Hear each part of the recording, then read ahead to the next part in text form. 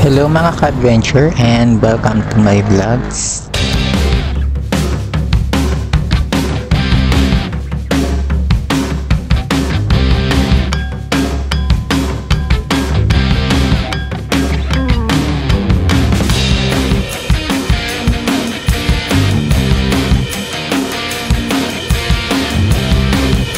So for today's vlogs mga ka-adventure ay nandito tayo sa Barangay San Antonio, City of San Pablo, Laguna, na kung saan galing rito ay abot-tanaw na natin ang welcome art ng Chaong Quezon. At pag nalagpasan natin mga ka-adventure ang welcome art na yun, ay ibig sabihin ay nasa probinsya na tayo ng Quezon. At ang Chaong mga ka-adventure ay ang unang bayan na madadaanan natin kung papunta tayo ng Bicol. Habang binabagtas ko mga ka-adventure itong Maharlika Highway ay narating na natin yung Barangay Lalig, Chaong Quezon, at dito rin matatagpuan mga ka-adventure ang ilang bahagi ng Hacienda Escudero. At sa di kalayon mga ka-adventure ay madadaanan natin ang tinatawag na parte ng TR4 na bahagi ng South Luzon Expressway.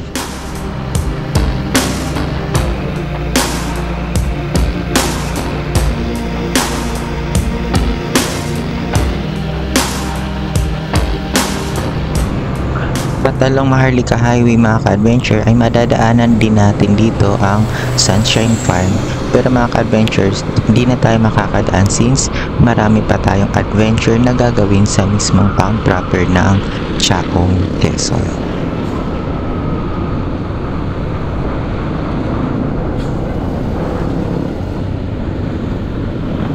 At para sa kanilang kaalaman mga ka-adventure, ang bayan ng Chaong ay may layong 105 kilometers approximately away from Metro Manila. Ang bayan ng Chaong mga ka-adventure ay naitatag noong 1691 na dati ay bahagi ng San Pablo, Laguna. Sinasabing nagmula ang pangalan ng bayang ito mga ka-adventure sa isang mapanggawa at relihiyosong babaeng kilala bilang Doña Fating, na magiliw siyang tinatawag na tita ng mga tagabayan. Nakasanayan din niya mga ka-adventure na sumakay sa isang kariton na hila ng isang toro, at ang kombinasyon ng kanyang palayaw at ang malakas na sigaw ng kanyang toro na ong ay pinaniniwala ang nagbigay inspirasyon sa pangalang Chao mula sa salitang Tia O.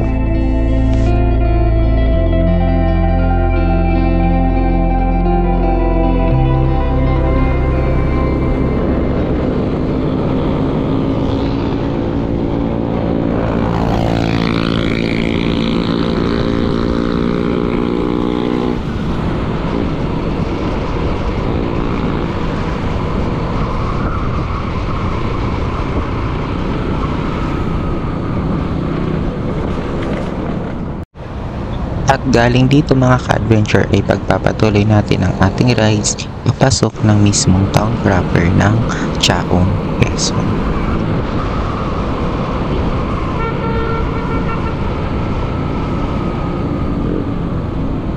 Habang pasok tayo mga ka-adventure sa mismong town proper ay ganitong mga tanawin ang makikita natin na hindi natin nakikita kapag umuwi ako ng Bicol since ang rota ay doon mismo sa bypass road.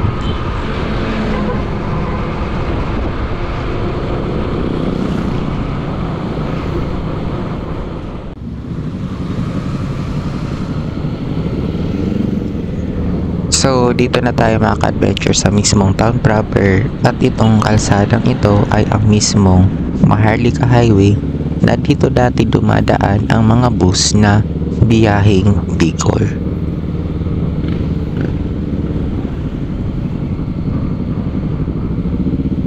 So natatandaan ko pa nun mga ka-adventure kapag umuwi kami ng Bicol at nakasakay sa isang bus, ang unang talagang stopover ay dito talaga sa bayan ng Chao.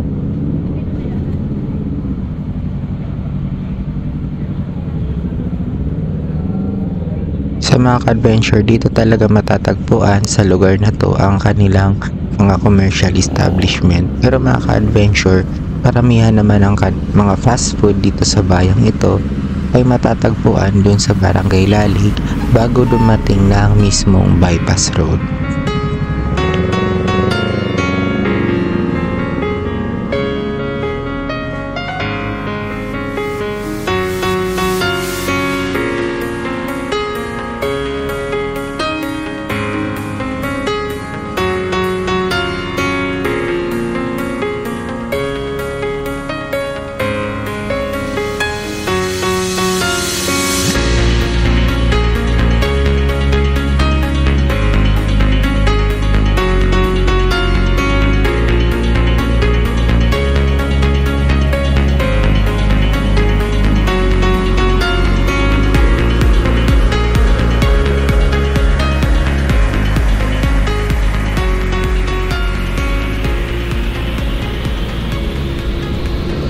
So, ito naman na madadaanan natin ay isa sa mga school dito sa bayang ito. At sa vlogs na mga ka-adventure ay samahan po nila ako na explore ang iba't ibang lugar dito sa bayang ito na marahil ay hindi pa natin familiar. At sa vlogs din na mga ka-adventure ay hayaan nating tuklasin ang mga natatagong kwento sa likod ng mga makikita nating mga istruktura. Mga istruktura mga ka-adventure na maaaring naging saksi ng kasaysayan ng bayang ito.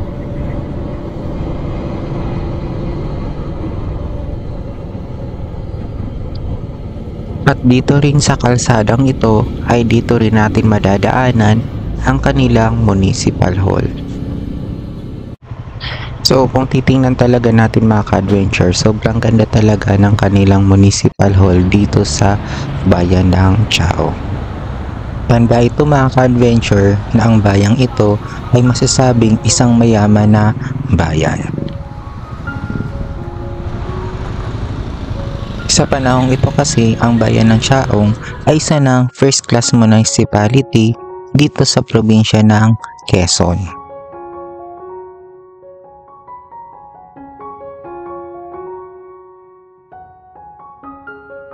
Dahil mga ka-adventure sa malawak na lupain ng Chaong Quezon, kaya pinagkukunan nila ng income ay anything na nanggagaling sa puno ng nyog.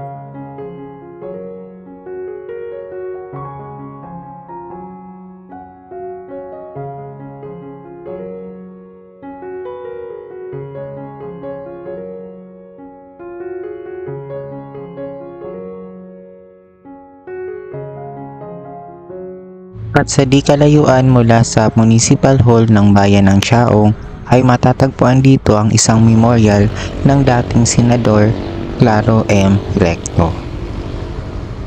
Sa bayang ito kasi mga ka-adventure ay dito ipinanganak ang dating Senador Claro M. Recto noong February 8, 1890. Bago pa man mga ka-adventure na maging isa siyang senador ay isa siyang abogado, jurist, writer, author, columnist, diplomat, and statesman. Naging Associate Justice of Supreme Court of the Philippines siya noong panahon ng mga Amerikano at kilala din bilang may akda ng 1935 Constitution ng ating bansa.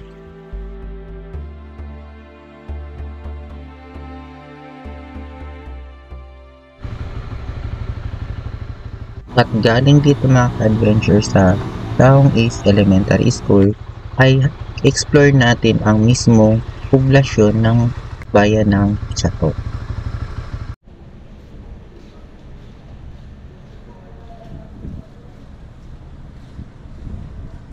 So dito tayo ngayon mga ka-adventure sa mismong parish church ng Chaong Quezon. Ang Parish Church mga ka-adventure ng Chaong ay kilala din bilang St. John the Baptist Parish Church. Ang parokyang ito ay itinayo ayon sa kanonismo noong 1670, pinapahiwatig ng talaan ng kasaysayan na itinatag ito ng mga paring Franciscano noong 1600s. na ang original na patron saint daw nito mga ka-adventure ay si Saint James the Apostle. Ang kasalukuyang lokasyon ng simbahang ito mga ka-adventure ay hindi talaga ang original nitong location. Ang original daw na lokasyon mga ka-adventure ng parokya ng Chaong noon ay tinataya mga 4 miles away mula dito sa lugar nito. Ipinahihiwatig ng alamat mga ka-adventure na ang paulit-ulit na pagsalakay ng mga pirata at ang mahiwagang pagpapakita ng imahe ni San Juan Bautista ay ang nagbigay kahulugan ng mga residente bilang isang hudyat upang ilipat ang bayan sa kasalukuyan at mas ligtas na lokasyon na ito.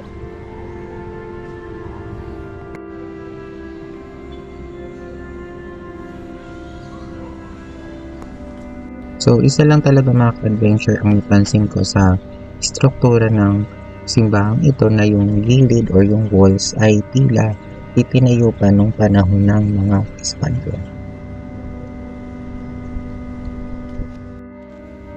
Sa ngayon mga ka-adventure ay sakop na po ito ng Diocese of Lucena na dati ay marahil part ito ng Diocese of Manila.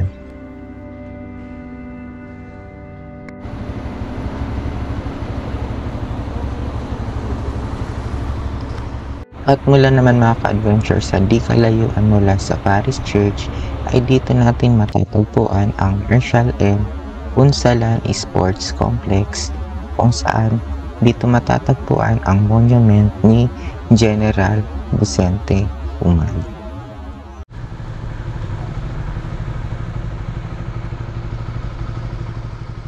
So dito tayo mga ka-adventure ngayon sa Herrera Street.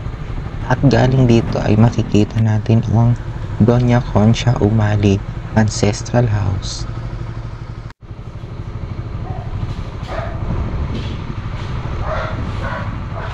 Sinasabi din mga ka-adventure na ang bahay na ito ay idinisenyo daw ng kilalang architect Tomas Mapua at nag-umpisa ang construction nito noong January 2020. Dito pa rin mga ka-adventure sa Claro M. Recto Street ay dito matatagpuan ang isa pang lumang bahay dito sa bayan ng Chaong at ito ang Plaza Milagros. At kung mapapansin nila mga ka-adventure ang bahay na to ay tila gawa pa sa bahoy. Sasabi din natin mga ka-adventure na Chaong Nindi Simple is full of character.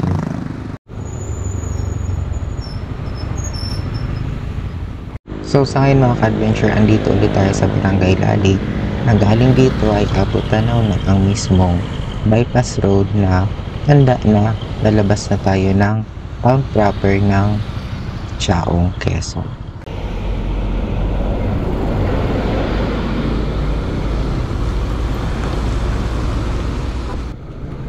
At dito rin mga ka-adventure sa Barangay Lalig ay dito rin matatagpuan ang mismong PNR Chaong Station.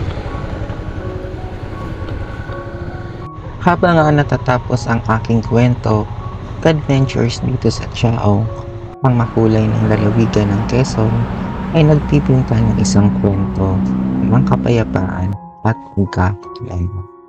Ang bayang ito mga ka-adventure ay maaaring hindi kasing ganda ng ibang destinasyon. Sabi nga mga ka-adventure na but it so stays with you long after you leave.